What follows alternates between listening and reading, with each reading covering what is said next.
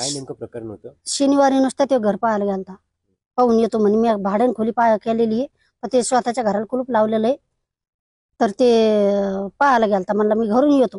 त्यांनी रस्त्यातच धरलं आणि मारलं आणि दारात नेऊन टाकलं. मी जाऊस तर कोण मारला? बोडक्याच्या पोरांनी.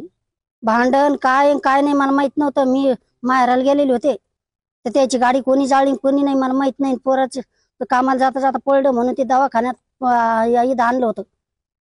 सरकारी दवाखान्यात होतं पोरग. ज्या दिवशी गाडी जळाली त्या दिवशी पोरग सरकारी दवाखान्यात होतं आणि मी माहेरात गेलेली होती. हा, किती दिवस झाले ऍडमिट होता भाऊ? ऍडमिट का?